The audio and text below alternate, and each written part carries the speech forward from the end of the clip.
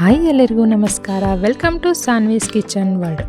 ಇವತ್ತು ನಾನು ನಿಮಗೆ ತೋರಿಸ್ತಾ ಇರೋದು ಈಗ ಸೋಷಿಯಲ್ ಮೀಡಿಯಾದಲ್ಲಿ ಸಾಕಷ್ಟು ವೈರಲ್ ಆಗಿರೋ ಕೊಕೊನಟ್ ಕ್ಯಾರಮಲ್ ಲಡ್ಡು ಅಥವಾ ಕೊಕೊನಟ್ ಕ್ಯಾರಮಲ್ ಚಾಕೊಲೇಟ್. ಹೊರಗಡೆ ಸಿಗೋ ಹಾಗೆ ಗ್ಲಾಸಿ ಫಿನಿಶ್, ಒಳಗಡೆ ಸಾಫ್ಟಾಗಿ ಬಾಯಲ್ಲೇ ಕರಗೋ ಈ ಲಡ್ಡು ಮನೆಯಲ್ಲೇ ತುಂಬ ಸುಲಭವಾಗಿ ಮಾಡಬಹುದು. ಅದರ ಜೊತೆಗೆ ಮನೆಯಲ್ಲಿ ಡೆಸಿಗೇಟೆಡ್ ಕೊಕೊನಟ್ ಹೇಗೆ ಮಾಡೋದು ಅನ್ನೋದನ್ನು ಸ್ಟೆಪ್ ಬೈ ಸ್ಟೆಪ್ ತೋರಿಸ್ತೀನಿ, ಬನ್ನಿ. ಹಾಗಿದ್ರೆ ವಿಡಿಯೋನ ಲಾಸ್ಟ್ ತನಕ ಮಿಸ್ ಮಾಡದೆ ನೋಡಿ. ಶುರು ಮಾಡೋಣವಾ? ಮೊದಲಿಗೆ ಚೆನ್ನಾಗಿರುವ ಕೊಬ್ಬರಿಯನ್ನು ತಗೊಳ್ಬೇಕು. ಒಳಗಡೆ ಎಲ್ಲ ಸ್ವಲ್ಪ ಬೆಳ್ಳಗೆ ಫ್ರೆಶ್ ಆಗಿರಬೇಕು ಕೊಬ್ಬರಿ. ಒಣ ಕೊಬ್ಬರಿ ಇದು. ಒಣ ಕೊಬ್ಬರಿನ ತಗೊಳ್ಬೇಕು. ನಂತರ ಅದರ ಹಿಂದೆ ಇರುವ ಕಪ್ಪು ಭಾಗವನ್ನು ನಿಧಾನವಾಗಿ ಗ್ರೇಟರ್ನಿಂದ ಈ ಥರ ತುರ್ಕೊಳ್ಬೇಕು. ಹೀಗೆ ಮಾಡಿದರೆ ನಮ್ಮ ಡೆಸಿಗೇಟೆಡ್ ಕೊಕೊನಟ್ ಅಂಗಡಿಯಲ್ಲಿ ಸಿಗೋ ಹಾಗೆ ಸುಂದರವಾಗಿ ಬಿಳಿ ಬಣ್ಣದಲ್ಲಿ ಬರುತ್ತೆ.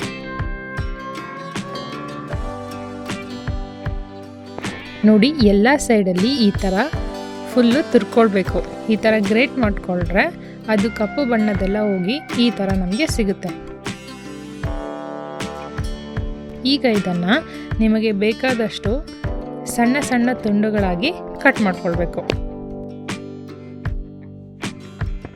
ಈ ಥರ ಎಲ್ಲ ಕಟ್ ಮಾಡ್ಕೊಂಡ್ಮೇಲೆ ಇದನ್ನು ಒಂದು ಮಿಕ್ಸಿ ಜಾರಿಗೆ ಹಾಕಿ ಪೌಡರ್ ಮಾಡ್ಕೊಳ್ಳೋಣ. ನೋಡಿ, ಈಗ ಮಿಕ್ಸಿ ಮಾಡ್ಕೊಂಡು ಬಂದಮೇಲೆ ಎಷ್ಟು ಚೆನ್ನಾಗಿ ಸ್ಮೂತಾಗಿ ಬಂದಿದೆ ಅಲ್ವಾ? ಇದರಲ್ಲಿ ಕಪ್ಪು ಭಾಗವು ಕಾಣ್ತಾ ಇಲ್ಲ. ಸೇಮ್ ಅಂಗಡಿಯಲ್ಲಿ ಸಿಗೋ ಡೆಸಿಗೇಟೆಡ್ ಕೊಕೊನಟ್ ಥರನೇ ರೆಡಿಯಾಗಿದೆ ಅಲ್ವಾ? ಈಗ ನಮ್ಮ ಡೆಸಿಗೇಟೆಡ್ ಕೊಕೊನಟ್ ರೆಡಿ ಆಯಿತು. ಇವಾಗ ಅದರಿಂದ ಲಡ್ಡುನ ಪ್ರಿಪೇರ್ ಮಾಡ್ಕೊಳ್ಳೋಣ. ಒಂದು ಪ್ಯಾನ್ಗೆ 1 ಸ್ಪೂನ್ ಬೆಣ್ಣೆ ಹಾಕ್ಕೊಳ್ಳೋಣ. ಈಗ ಅದಕ್ಕೆ ಹೋಮ್ ಮೇಡ್ ಕಂಡೆನ್ಸ್ಡ್ ಮಿಲ್ಕ್ನ ಸೇರಿಸ್ಕೊಳ್ತಾ ಇದ್ದೀನಿ. ಈ ಕಂಡೆನ್ಸ್ಡ್ ಮಿಲ್ಕ್ ರೆಸಿಪಿ ಬೇಕು ಅಂದರೆ ನನ್ನ ಚಾನಲ್ಗೆ ಹೋಗಿ ಅದರಲ್ಲಿ ಈ ರೆಸಿಪಿ ಕೂಡ ಹಾಕಿದ್ದೀನಿ. ಒಮ್ಮೆ ನೀವು ಒಂದ್ಸರಿ ಚೆಕ್ ಮಾಡಿ ಮನೆಯಲ್ಲೇ ಟ್ರೈ ಮಾಡಿ. ಬೇಕು ಅಂದರೆ ಇದನ್ನು ಡಿಸ್ಕ್ರಿಪ್ಷನ್ನಲ್ಲಿ ಕೂಡ ಲಿಂಕನ್ನು ಹಾಕಿರ್ತೀನಿ, ಒಂದ್ಸರಿ ಚೆಕ್ ಮಾಡಿ. ಈಗ ನಾವು ರೆಡಿ ಮಾಡ್ಕೊಂಡಿರುವ ಡೆಸಿಗೇಟೆಡ್ ಕೊಕೊನಟ್ನ ಇದಕ್ಕೆ ಸೇರಿಸ್ಕೊಳ್ಳೋಣ. ಈ ಕೊಬ್ಬರಿ ತುರಿನ ಸೇರಿಸ್ಕೊಂಡ್ಮೇಲೆ ಲೋ ಫ್ಲೇಮ್ನಲ್ಲಿ ನಿರಂತರವಾಗಿ ಮಿಕ್ಸ್ ಮಾಡ್ತಾ ಇರಬೇಕು. ಸುಮಾರು 2-3 ನಿಮಿಷಗಳಲ್ಲಿ ಈ ಮಿಶ್ರಣ ಗಟ್ಟಿಯಾಗ್ಬಿಡುತ್ತೆ. ಕೈ ಬಿಡದೆ ಕಂಟಿನ್ಯೂಸ್ ಆಗಿ ಕಲಿಸ್ಕೊಳ್ತಾ ಇರಬೇಕು, ಇಲ್ಲ ಅಂದರೆ ಇದೆಲ್ಲ ತಳಕ್ಕೆ ಅಂಟ್ಕೊಂಡ್ಬಿಡತ್ತೆ.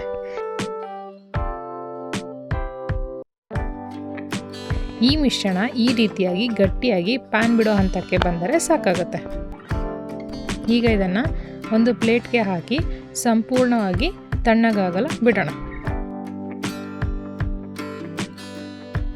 ಈಗ ನೋಡಿ, ಇದು ಚೆನ್ನಾಗಿ ತಣ್ಣಗಾಗಿದೆ. ತಣ್ಣಗಾದ ಮೇಲೆ ಒಂದೇ ಸೈಜಿನ ಲಡ್ಡುಗಳು ಬರಬೇಕಂದ್ರೆ 1 ಸ್ಪೂನ್ನಿಂದ ಅಳತೆ ಮಾಡಿಕೊಂಡು ಉಂಡೆನ ಮಾಡ್ಕೊಳ್ಬೋದು. ಈ ರೀತಿ ನಾನು ಅದೇ ಥರನ ಮಾಡ್ಕೊಳ್ತಾ ಇದ್ದೀನಿ. ಇಲ್ಲ ಅಂದರೆ ಕೈಯಿಂದಲೇ ಸಣ್ಣ ಸಣ್ಣ ಉಂಡೆನ ಮಾಡಿಕೊಂಡು ರೆಡಿ ಮಾಡ್ಕೊಳ್ಳೋಣ.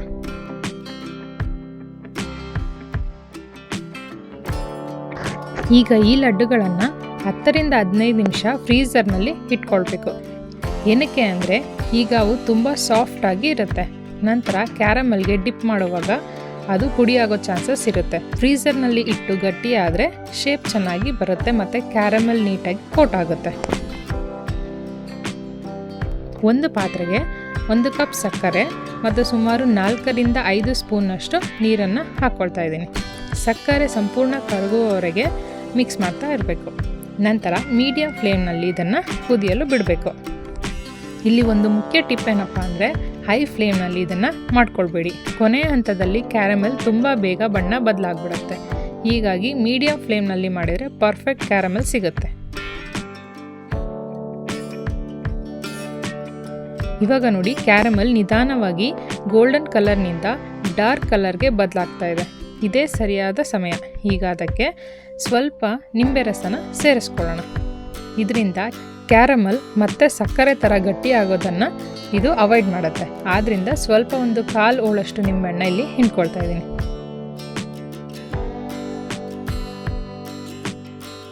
ಈಗ ಫ್ರೀಝರ್ನಿಂದ ಲಡ್ಡುಗಳನ್ನು ತೆಗೆದು ಒಂದೊಂದಾಗಿ ಈಗ ಕ್ಯಾರಮಲ್ಗೆ ಡಿಪ್ ಮಾಡ್ಕೊಳ್ಬೇಕು. ಸ್ಪೂನ್ ಅಥವಾ ಫೋರ್ಕ್ ಯಾವುದರಿಂದ ಬೇಕಾದರೂ ಇದನ್ನು ಡಿಪ್ ಮಾಡ್ಕೊಳ್ಳಿ. ಆದರೆ ಬೇಗ ಬೇಗ ಮಾಡ್ಕೊಳ್ಬೇಕು, ಯಾಕಂದರೆ ಕ್ಯಾರಮಲ್ ತುಂಬ ಬೇಗ ಗಟ್ಟಿಯಾಗಿಬಿಡತ್ತೆ. ನೋಡಿ ಈ ಥರ ಒಂದೊಂದೇ ಲಡ್ಡುಗಳನ್ನ ಈ ಥರ ಕ್ಯಾರಮಲ್ ಒಳಗಡೆ ಹಾಕಿ ಸ್ಪೂನ್ನ ಸಹಾಯದಿಂದ ಈ ಥರ ಡಿಪ್ ಮಾಡ್ತಾ ಹಾಕಬೇಕು. ನೋಡಿ ಈಗ ನಾನು ಒಂದೊಂದೇ ಕ್ಯಾರಮಲ್ ಹಾಕ್ತಾಯಿದ್ದೀನಿ. ಕಲರ್ ಎಷ್ಟು ಚೇಂಜ್ ಇದೆ ಅಲ್ವಾ, ಯಾಕಂದರೆ ಸ್ಟಾರ್ಟಿಂಗಲ್ಲಿ ಕ್ಯಾರಮಲ್ ತುಂಬ ಬಿಸಿಯಾಗಿರುತ್ತೆ, ಸ್ವಲ್ಪ ನೀರಾಗೂ ಕೂಡ ಇರುತ್ತೆ. ಬರ್ತಾ ಕ್ಯಾರಮಲ್ ಗಟ್ಟಿಯಾಗೋದ್ರಿಂದ ಲಡ್ಡುಗಳಿಗೆ ಜಾಸ್ತಿನೇ ಕೋಟಾಗ್ಬಿಡುತ್ತೆ. ಇನ್ ಕೇಸ್ ನೀವು ಕ್ಯಾರಮಲ್ ಬೇಗ ಹಾಕ್ಕೊಳಕ್ಕಾಗದೆ ಪೂರ್ತಿಯಾಗಿ ಏನಾದರೂ ಕ್ಯಾರಮಲ್ ಗಟ್ಟಿ ಆಯಿತು ಅಂದರೆ ಮತ್ತೆ ಅದಕ್ಕೆ ನೀರು ಹಾಕಿ ಬಿಸಿ ಮಾಡೋದಕ್ಕೆ ಹೋಗಬೇಡಿ. ಹಾಗೆಯೇ ಸ್ವಲ್ಪ ಲೋ ಫ್ಲೇಮ್ನಲ್ಲಿ ಇಟ್ಟು ಅದೇ ಕ್ಯಾರಮಲ್ನ ಸ್ವಲ್ಪ ಬಿಸಿ ಮಾಡಿ ಸ್ಪೂನ್ನಲ್ಲಿ ಮಿಕ್ಸ್ ಮಾಡ್ತಾ ಹೋದರೆ ಮತ್ತೆ ಕ್ಯಾರಮಲ್ ಸ್ವಲ್ಪ ಲಿಕ್ವಿಡ್ ಆಗಿ ಚೇಂಜ್ ಆಗುತ್ತೆ. ಆವಾಗ ಮತ್ತೆ ಬೇಗ ಲಡ್ಡುಗಳನ್ನ ಹಾಕಿ ಕ್ಯಾರಮಲ್ನ ಅದಕ್ಕೆ ಆ್ಯಡ್ ಮಾಡ್ಕೊಳ್ಳಿ. ಕ್ಯಾರಮಲ್ ಒಳಗೆ ಡಿಪ್ ಮಾಡಿ ಈ ಥರ ಹಿಡಿ. ಇದನ್ನು ಆದಷ್ಟು ಡೈರೆಕ್ಟ್ ಪ್ಲೇಟ್ ಮೇಲೆ ಅಥವಾ ಬೇರೆದ್ರ ಮೇಲೆ ಇಡೋದು. ಈ ಥರ ಏನಾದರೂ ಒಂದು ಪಾರ್ಚ್ಮೆಂಟ್ ಪೇಪರ್ ಅಥವಾ ಬೇಕಿಂಗ್ ಶೀಟ್ಸ್ ಇರುತ್ತಲ್ಲ, ಇದ್ರ ಮೇಲೆ ಇಟ್ಕೊಂಡ್ರೆ ಈಸಿಯಾಗಿ ಬಂದ್ಬಿಡುತ್ತೆ. ಇಲ್ಲ ಅಂದರೆ ಪ್ಲೇಟ್ಗೆ ಅಂಟ್ಕೊಂಡ್ಬಿಡುತ್ತೆ. ನೋಡಿ ಈಗ ಸ್ಟಾರ್ಟಿಂಗಲ್ಲಿ ಕ್ಯಾರಮಲ್ ಎದ್ದಿದ್ದಂಥ ಕಲರ್ ನೋಡಿ, ಲಾಸ್ಟಲ್ಲಿ ನೋಡಿ ಎಷ್ಟು ಡಾರ್ಕ್ ಆಗಿದೆ ಅಲ್ವಾ, ಬಿಕಾಸ್ ಅವಾಗ ತುಂಬ ಗಟ್ಟಿಯಾಗಿತ್ತು ಕ್ಯಾರಮಲ್. ಸೊ ಅದರಿಂದ ಅದು ಡಾರ್ಕ್ ಕಲರ್ ಬಂದಿದೆ. ಎರಡೂ ಕೂಡ ಟೇಸ್ಟ್ ಅಷ್ಟೇ ಚೆನ್ನಾಗಿರುತ್ತೆ. ಈಗ ಒಂದೊಂದೇ ಕ್ಯಾರಮಲ್ನ ತೆಗೆದು ಈ ಥರ ಸರ್ವಿಂಗ್ ಪ್ಲೇಟ್ಗೆ ಜೋಡಿಸ್ಕೊಳ್ಳೋಣ ಬನ್ನಿ.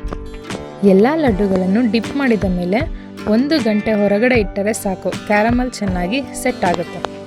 ಈಗ ನೋಡಿ ಎಷ್ಟು ಸುಂದರವಾಗಿ ಗ್ಲಾಸಿ ಫಿನಿಶ್ ಬಂದಿದೆ ಅಲ್ವಾ. ಹೊರಗಡೆ ಕ್ರಿಸ್ಪಿ ಕ್ಯಾರಮಲ್, ಒಳಗಡೆ ಸಾಫ್ಟ್ ಕೊಕೊನಟ್ ಲಡ್ಡು. ನೋಡೋಕ್ಕೆ ಮಾತ್ರ ಅಲ್ಲ, ತಿನ್ನೋಕ್ಕೂ ಇನ್ನೂ ಸೂಪರ್ ಇದು. ಮಕ್ಕಳು ಸ್ವೀಟ್ಸ್ ಅಥವಾ ಚಾಕ್ಲೇಟ್ ಕೇಳ್ತಾ ಇರ್ತಾರಲ್ವ, ಅವರಿಗೆ ಮನೆಯಲ್ಲೇ ಮಾಡಿಕೊಡಬಹುದಾದ ಒಂದು ಬೆಸ್ಟ್ ಸ್ವೀಟ್ ಸ್ನ್ಯಾಕ್ಸ್ ಇದು. ಯಾವುದೇ ಪ್ರಿಸರ್ವೇಟಿವ್ಸ್ ಇಲ್ಲ, ಮನೆಯಲ್ಲೇ ಇರುವ ಪದಾರ್ಥಗಳಿಂದ ತುಂಬ ಸುಲಭವಾಗಿ ಇದನ್ನು ಮಾಡಬಹುದು. ನೋಡಿ ಈ ರೀತಿ ಮುರಿದು ತೋರಿಸ್ತಾ ಇದ್ದೀನಿ. ಹೊರಗೆ ಕ್ರಂಚಿ ಕ್ಯಾರಮಲ್, ಒಳಗೆ ಸಾಫ್ಟ್ ಕೊಕೊನಟ್ ಫಿಲ್ಲಿಂಗ್. ಎಷ್ಟು ಪರ್ಫೆಕ್ಟ್ ಆಗಿದೆ ಅಂತ ಗೊತ್ತಾಗುತ್ತೆ ಅಲ್ವಾ.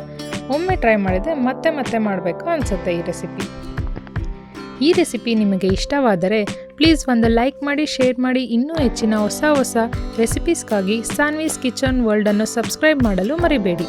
ಮತ್ತೆ ಮುಂದಿನ ಹೊಸ ರೆಸಿಪಿಯೊಂದಿಗೆ ಭೇಟಿಯಾಗೋಣ. ಧನ್ಯವಾದಗಳು.